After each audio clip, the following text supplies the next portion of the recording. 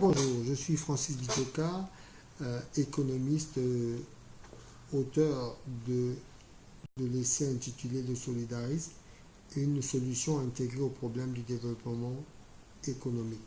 Et nous avons abordé depuis quelques vidéos un certain nombre de problématiques liées au développement économique. Et nous avons abordé la question de la colonisation et son impact, ses effets sur les sous-développements que connaissent aujourd'hui les pays africains subsahariens. En effet, lorsqu'on va entrer maintenant dans le contenu de la colonisation, nous avons rappelé que la colonisation n'avait pas pour but d'apporter la civilisation ou d'apporter le développement aux populations qui vivaient dans ces territoires. Mais elle avait pour but, n'est-ce pas, de continuer l'exploitation et la brimade qui avait commencé sous l'esclavage, mais de le perpétrer sur le sol, sur le territoire africain directement. Et cela a permis aux États européens de s'enrichir énormément. Nous sommes très souvent surpris lorsque nous entendons un certain nombre de responsables politiques dans les pays occidentaux, notamment en France, où des gens disent qu'ils se plaignent de l'immigration africaine qui serait un instrument d'appauvrissement des populations européennes. Mais il faut pouvoir rappeler déjà à ces dirigeants politiques que la France ne produit pas de pétrole. Mais pourtant, la France est un des premiers producteurs de pétrole au monde à travers sa société Total, qui est parmi les plus grandes multinationales du pétrole. Et quand on regarde d'où vient le pétrole de Total, on se rend compte que ce pétrole vient des anciennes colonies françaises d'Afrique.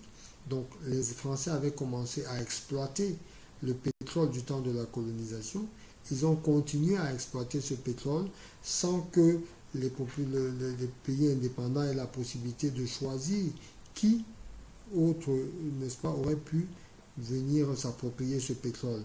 Alors, vouloir de montrer que les Africains pillent les Européens reviendrait donc à dire que la France devrait donc partir, n'est-ce pas, de l'Afrique, et on verrait bien comment elle assurerait son indépendance énergétique. Tant cela vaut pour le pétrole, cela vaut pour l'uranium de Guinée, toute chose dont l'exploitation n'a en rien profité aux pays africains. Donc pour revenir à cela, on voit donc que lors de la colonisation, n'est-ce pas, l'Europe, les colons avaient instauré un système qui s'appelle le pacte colonial. Alors qu'est-ce que c'est que le pacte colonial? Le pacte colonial était un accord ou bien une charte qui avait été mise en place par les Occidentaux colons par rapport, n'est-ce pas, à certains de leurs ressortissants ou certaines des personnes qui allaient exploiter la colonie. Il était donc question que ces colons qui étaient venus exploiter la colonie le fassent dans l'intérêt de leur métropole et que ces colons n'aient pas la possibilité à un moment donné de s'émanciper de la métropole afin de vouloir créer une indépendance et créer un pays totalement indépendant de l'ancienne métropole coloniale. Parce qu'effectivement, ils ont eu ce problème lors de la colonisation en Amérique, parce que la plupart des pays qui avaient été colonisés ont acquis leur indépendance. Il était donc question que les colons, c'est-à-dire les Blancs, les Grecs, les Libanais, qui venaient exploiter la colonie, ne devaient surtout pas devenir indépendants. Et pour cela, on leur a imposé, par exemple, de ne pas produire, de ne pas développer la production industrielle, de se limiter uniquement à la production des matières premières et des matières agricoles de rente, afin que cette production soit transformée, n'est-ce pas, dans la métropole et serve au développement industriel de la métropole. Et en retour, les populations ou les colons, n'est-ce pas, qui étaient dans les territoires africains, devaient dépendre de la métropole pour tout ce qui était en produits et approvisionnement industriel. Donc, la colonisation s'était assurée que les territoires colonisés ne devaient pas acquérir la capacité de pouvoir faire concurrence à leur métropole, c'est-à-dire ne devaient pas acquérir la capacité de se développer.